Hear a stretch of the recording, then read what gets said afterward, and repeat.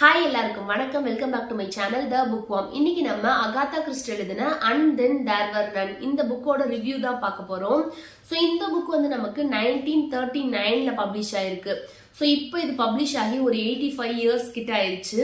இதோட ஜான்ரா வந்து murder mystery. So இந்த புக்ல நம்மளுக்கு ஸ்டோரி எப்படி ஸ்டார்ட் ஆகும் அப்படின்னா, இங்கிலாந்துல ஒரு ஐலாண்ட் இருக்கும். அந்த ஐலாண்டோட நேம் வந்து சோல்ஜர் ஐலாண்ட் அப்படின்னு சொல்லுவாங்க. ஸோ அதோட ஓனர் வந்து மிஸ்டர் ஓவன், அவரோட ஒய்ஃப் வந்து மிஸ்ஸஸ் ஓவன். இந்த மிஸ்டர் ஓவன் தான் வந்து அந்த ஐலாண்டோட ஓனரா இருப்பாரு. ஸோ அவர் வந்து ஒரு 8 பேருக்கு அந்த ஐலாண்டுக்கு வர சொல்லி இன்விடேஷன் அனுப்பி வைப்பாரு. அந்த 8 பேருமே வந்து வேற வேற ப்ரொஃபஷன்ல சேர்ந்தவங்களா இருப்பாங்க. ஸோ எல்லாருக்குமே வந்து இன்விடேஷன் வரும். அந்த 8 பேர்ல வந்து ஒரு டாக்டர் இருப்பாரு, லாயர் இருப்பாரு, போலீஸ் இருப்பாங்க, எக்ஸ் ஆர்மி இருப்பாங்க, ஒரு டிடெக்டிவ் இருப்பாங்க. இப்படி 8 பேருமே வந்து வேற வேற ப்ரொஃபஷன்ல இருந்தவங்களா இருப்பாங்க. ஸோ அந்த 8 பேருக்குமே அந்த ஐலாண்டுக்கு வர சொல்லி வந்த ரீசன் வந்து டிஃப்ரெண்டா இருக்கும். ஒரு 3 பேருக்கு வந்து உங்களோட பழைய ஃப்ரெண்டு, ஓல்டு ஃப்ரெண்டை வந்து பாக்குறதுக்காக அங்க வாங்க, அங்க ஒரு ரீயூனியன் மாதிரி இருக்கு அப்படின்னு சொல்லி அந்த இன்விடேஷன்ல இருக்கும். அந்த டாக்டருக்கு வந்து அந்த மிஸ்டர் ஓவனோட ஒய்ஃபுக்கு வந்து ஹெல்த் இஷ்யூ இருக்கு. ஸோ அதுக்காக ட்ரீட்மெண்ட்டுக்கு வாங்கன்னு சொல்லி அந்த டாக்டருக்கு இன்விடேஷன் வந்திருக்கும். ஒருத்தவங்களுக்கு வந்து அங்க டெம்பரவரி ஜாப் இருக்கு, ஸோ அதுக்காக நீங்க வாங்க அப்படி சொல்லி ஒவ்வொருத்தவங்களுக்கும் ஒரு ஒரு டிஃப்ரெண்டான ரீசனுக்காக அங்க இன்வைட் பண்ணிருப்பாங்க. ஸோ இந்த 8 பேருமே அவங்க இடத்துல இருந்து கிளம்பி அந்த ஐலாண்டுக்கு வந்துட்டு இருப்பாங்க. ஸோ இந்த 8 பேருக்குமே ஃபுட்டுக்காகவும் அவங்க இருக்கிற அந்த இடத்துக்கு கிளீன் பண்றதுக்கு அந்த ஹவுஸ் கீப்பிங்காகவும் இன்னொரு 2 பேருக்கு இன்வைட் பண்ணிருப்பாரு மிஸ்டர் ஓவன். அந்த 2 பேருமே வந்து கப்பிள். அவங்க வந்து நேம் வந்து மிஸ்டர் அண்ட் மிஸ்ஸஸ் ரோஜர்.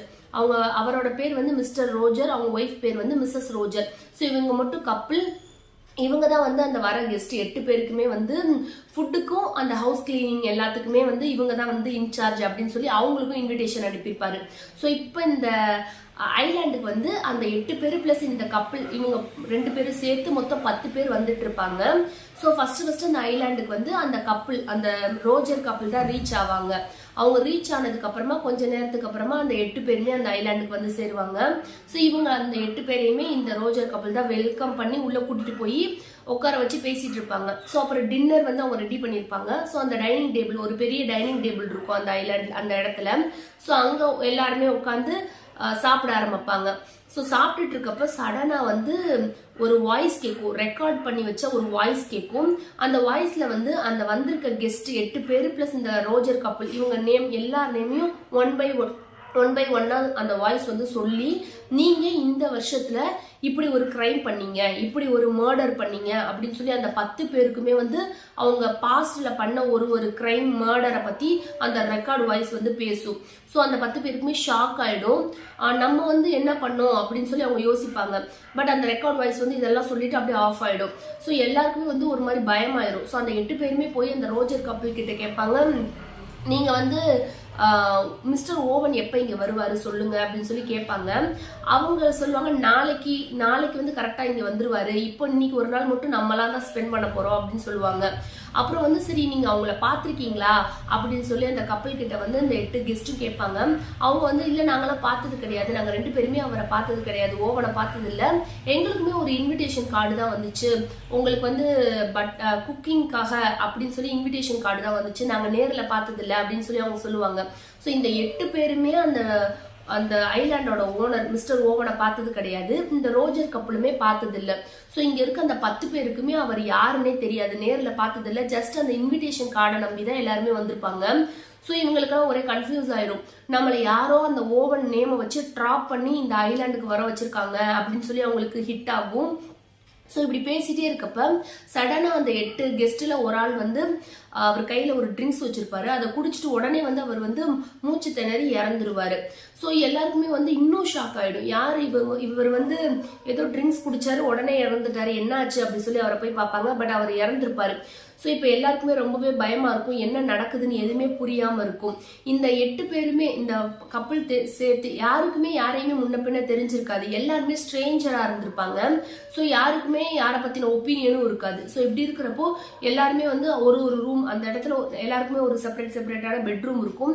எல்லாரும் ஒன்னொன்னுல போய் உட்காந்து உள்ள இன்னைக்கு ஒரு நாள் மட்டும் கிராஸ் பண்ணிடுவோம் அப்படின்னு சொல்லி உள்ள போவாங்க. போறப்ப அந்த ரோஜர் கப்பிள்கிட்ட கேட்பாங்க, நம்ம இந்த இடத்த விட்டு சேஃப்டியா வெளியே போயிடணும், ஸோ அதுக்கு நம்ம என்ன வழி இருக்கு அப்படின்னு கேட்பாங்க. ஸோ அந்த அந்த ரோஜர் கப்பிள் சொல்லுவாங்க, இன்னைக்கு நீங்க எந்த போட்ல வந்தீங்களோ அது நாளைக்கும் அதே டைமிங்க்கு வரும், டெய்லி ஒரு டைமிங்க்கு அது வரும். ஸோ நாளைக்கு அது வந்தோடனே நம்ம எல்லாருமே வெளியே போயிடலாம், சேஃபா போயிடலாம் அப்படின்னு சொல்லியிருப்பாங்க. ஸோ எல்லாருமே சரி நாளைக்கு அந்த போட் வரட்டும் அப்படின்னு சொல்லிட்டு ஒரு ரூம்ல போய் அப்படியே அன்னைக்கு நைட்டு ஸ்பெண்ட் பண்ண போவாங்க. ஸோ இப்படியே அடுத்த நாள் ஆகும், ஆனால் அந்த போட் வராது, அந்த டைமிங் மிஸ் ஆகிட்டே இருக்கும். அதுக்கு அடுத்த நாள் ஆகும், இப்படி டே பை டே ஆகிட்டே இருக்கும், அந்த போட்டு மட்டும் வரவே வராது. ஆனால் டெய்லியுமே ஒரு மர்டர், அங்கே ஒரு ஆள் இறந்துகிட்டே இருப்பாங்க, அந்த 10 பேர்ல ஒரு ஆள் இறந்துகிட்டே இருப்பாங்க. ஸோ இப்போ அவங்க இருக்கிற அந்த இடத்துல, அந்த ஐலாண்ட்ல, அந்த வீட்டில் வந்து ஒரு பெட்ரூம் பக்கத்துலயும் டைனிங் ஏரியா, டிராயிங் ஏரியா, எல்லா இடத்துலயும் ஒரு போயமை வந்து ஃப்ரேம் பண்ணி வச்சிருப்பாங்க. அது வந்து ஒரு நர்சரி போயம். அந்த போயம்ல கோடிங், அந்த வேர்டிங்லாம் எப்படி இருக்கும் அப்படின்னா, 10 லிட்டில் சோல்ஜர் அங்க வந்திருக்காங்க. அந்த லிட்டில் சோல்ஜர் வந்து ஒரு ஆளும் வந்து ஒரு விதத்துல இறந்து போற மாதிரி அந்த ரைம்ஸ் வந்து மீனிங்ல இருக்கும். ஒரு ஆள் வந்து மூச்சு திணறி இறந்துருப்பாங்க, ஒருத்தவங்க வந்து அவங்களே ஹேங் பண்ணி இறந்துருவாங்க, ஒருத்தவங்க வந்து இன்னொருத்தவங்க ஷூட் பண்றதுனால இறந்துருவாங்க அப்படின்னு சொல்லி 10 பேருக்குமே ஒரு ரீசன் போட்டு அந்த நர்சரி போயம் அங்க எழுதி வச்சிருப்பாங்க. ஸோ எல்லாருக்குமே அப்பதான் ஒண்ணு புரியும், இந்த போயம் படிதான், ஒரு லைன் படிதான் வந்து இங்க ஒரு மர்டரும் நடக்குது. ஒருத்தவர் வந்து சோக் அவருக்கு மூச்சு விட முடியாம இறந்துட்டார் அந்த ட்ரிங்க்ஸ்ல. ஸோ இப்படி ஒன்னொன்னுமே இந்த போயம் படிதான் நடக்குது. ஸோ இதை யாரும் பர்பஸா தான் பண்றாங்க, நம்ம 10 பேத்துக்குள்ள ஒரு ஆள் தான் மர்டரரா இருப்பாங்க, அப்படி நம்மளுக்குள்ள யாருமே மர்டரரா இல்ல, நம்ம எல்லாருமே வந்து இன்னசென்ட் அப்படின்னா நம்மளை தாண்டி, நம்ம 10 பேரை தாண்டி இந்த ஐலாண்டுல யாரோ இன்னொருத்தவர் வந்து ஒளிஞ்சிருக்காங்க, எங்கேயோ ஹைட் ஆகி ஒளிஞ்சிருக்காங்க, அவங்க தான் நம்மளை வந்து ட்ராப் பண்ணி வர வைக்கிறாங்க. ஸோ அது யாரு, என்ன ரீசன் கண்டுபிடிக்கணும் அப்படின்னு சொல்லி சொல்லுவாங்க. ஸோ இப்படிதான் அந்த புக் வந்து நெக்ஸ்ட் போயிட்டு இருக்கும். இந்த 10 பேர்ல ஒரு ஆள் மர்டரரா இல்ல இவங்களை தாண்டி அந்த ஐலாண்ட்ல வேற யாரும் இருக்காங்களா, என்ன இவங்கெல்லாம் என்னென்ன கிரைம் வந்து அவங்க பாஸ்ட்ல பண்ணாங்க, அந்த மாதிரி தான் இந்த புக் வந்து ரொம்பவே இன்ட்ரெஸ்டிங்கா போயிட்டு இருக்கும். இந்த புக்ல வந்து நம்மளுக்கு டோட்டலாவே 250 பேஜஸ் தான் இருக்கும். இது ஒரு ஃபாஸ்ட் பேஜ்டா இருக்கும், ரொம்பவே வந்து பேஜ் டர்னரா இருக்கும். நம்மளுக்கு வந்து நான் ஸ்டார்டிங்ல இந்த புக்கை பிக் பண்றப்போ இந்த புக் எடுக்க வேணாம் அப்படின்ற மாதிரி தான் நினைச்சேன். பட் ஏன்னா இந்த ஸ்டோரி ஃபுல்லாமே வந்து அந்த ஐலாண்ட்லயே நடக்குது. எப்பவுமே வந்து ஒரு ஸ்டோரி வந்து ஒரே இடத்த சுத்தி நடக்கிறப்போ நம்மளுக்கு ஒரு மாதிரி ஸ்டோரி டிராக் ஆகிற மாதிரி, போரிங்கா இருக்க மாதிரி ஃபீல் பண்ணுவோம். ஸோ அப்படி இருந்துரும் அப்படின்றதுக்காக இந்த புக்கை பிக் பண்ண வேணாம்னு நினைச்சேன். பட் அப்படி இல்லை, ஒரே இடத்துல அந்த ஐலாண்ட்லயே நடந்தாலும் இந்த ஸ்டோரிக்குள்ள 10 கேரக்டர் இருக்காங்க, 10 பேருக்குமே 10 கிரைம் பாஸ்ட் இருக்கு, 10 பேருமே வந்து கான்வர்சேஷன் பண்ணிட்டு இருக்கப்போ எல்லாமே வந்து ஆன் பாயிண்டா இருக்கும். நம்மளுக்கு அந்த போரிங்கான அந்த ஃபேக்டரே இருக்காது, ரொம்பவே இன்ட்ரெஸ்டிங்கா இருக்கும். ஸோ நான் நினைச்சது தப்பு, இந்த புக்கு வந்து கொஞ்சம் ஒரு இடத்துல கூட போரிங்காவே இல்லை, எல்லாமே இன்ட்ரெஸ்டிங்கா இருந்துச்சு. ஸோ இந்த புக்கை எடுத்துட்டோம் அப்படின்னா நம்மளுக்கு நெக்ஸ்ட் என்ன ஆகும், நெக்ஸ்ட் யார் இறப்பாங்க, யார் மர்டரர் இருப்பாங்க அப்படி சொல்லி நம்மளுக்கு கெஸ் பண்ணிட்டே இருக்கிற மாதிரி இருக்கும். நானும் இந்த புக்கை ரீட் பண்றப்போ ஒரு 2-3 பேர் மேல சரி இவங்க தான் மர்டரர், இவங்க தான் பண்றாங்க அப்படின்னு நினைச்சேன். பட் நான் நினைச்ச எல்லா கெஸ்மே தப்பு. நான் நினைச்சவங்க வந்து அடுத்தடுத்து இறந்து போயிடுறாங்க. ஸோ நான் கடைசி வரைக்குமே என்னால் கண்டுபிடிக்க முடியல, யார் இந்த கொலை பண்றா, என்ன எதுக்காக பண்றாங்க, இந்த மாதிரி எந்த இதுவுமே என்னால் கண்டுபிடிக்க முடியல. இது ஆக்சுவலி ஒரு ரொம்பவே இன்ட்ரெஸ்டிங்கான புக். இதுல வந்து ஸ்டார்டிங் நான் ரீட் பண்றப்போ ஒரு சில ஸ்ட்ரகிள்ஸ் எனக்கு இருந்துச்சு. ஸ்டார்டிங் ஒரு 20 பேஜஸ் கிட்டலாம் வந்து 10 பேரோட நேமையும் மெமரி பண்றதுலயும் அண்ட் அந்த 10 பேரும் என்ன ப்ரொஃபஷன், அவங்களோட கிரைம் என்ன அப்படின்றதெல்லாம் எனக்கு ஒரு தடவை ரீட் பண்றப்போ சரியா புரியல, ஒரு மாதிரி ரொம்ப ஸ்ட்ரகிளா இருந்துச்சு. ஒன்னொன்னையும் வந்து நம்மளுக்கு மெமரைஸ் பண்ணிக்க முடியல. ஸோ நான் வந்து ஹைலைட் மாதிரி பண்ணிட்டேன், ஒரு நோட் வச்சு எழுதி வச்சுட்டேன், ஒரு நேம், இவங்க இந்த கிரைம் பண்ணாங்க, இவங்களோட ப்ரொஃபஷன் இது, இந்த மாதிரி எழுதி வச்சுட்டு ஒன்ஸ் வந்து அது நம்மளுக்கு நல்லா வந்து புரிஞ்சதுக்கு அப்புறமா ஸ்டோரி வந்து ரொம்ப ஈஸியா நம்மளுக்கு ரீட் பண்ற மாதிரி ஆயிடுச்சு. ஸோ எல்லாருமே வந்து அந்த ஐலாண்டுக்கு வந்து ரீச் ஆகி அந்த டின்னர்லாம் முடிஞ்சு அவங்க கிரைம் லிஸ்ட் எல்லாம் வாசிச்சதுக்கு அப்புறமா நம்மளுக்கு இந்த ஸ்டோரி வந்து ரொம்பவே ஈஸியா ரொம்பவே ஃபாஸ்டா ரீட் பண்ற மாதிரி இருக்கும்.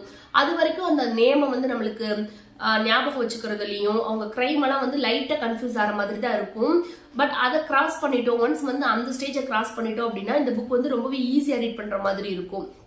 அண்ட் வந்து இந்த புக் வந்து நம்மளுக்கு 85 இயர்ஸ்க்கு முன்னாடியே ரிலீஸ் ஆயிடுச்சு. அப்ப எழுதின புக் அப்படின்றனால டயலாக்ஸ் எல்லாம் வந்து அதோட ஓல்டு இங்கிலீஷா இருக்கும், ஒருவேளை புரியாது அப்படின்ற மாதிரிலாம் இல்லை, ஈஸியாவே நம்மளுக்கு புரியும். இப்ப இருக்க கான்டெம்பரரி மாதிரியே நம்மளுக்கு இதுவுமே ஈஸியா, இந்த ஒர்க்குமே நம்மளுக்கு ஈஸியா புரிஞ்சிருச்சு.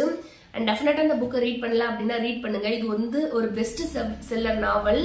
அண்ட் இந்த புக்கை நீங்க ஆல்ரெடி ரீட் பண்ணிருந்தீங்க அப்படின்னா உங்களோட கமெண்ட்ஸ் என் கமெண்ட் செக்ஷன்ல சொல்லுங்க. நெக்ஸ்ட் வீடியோல பார்க்கலாம். பாய்.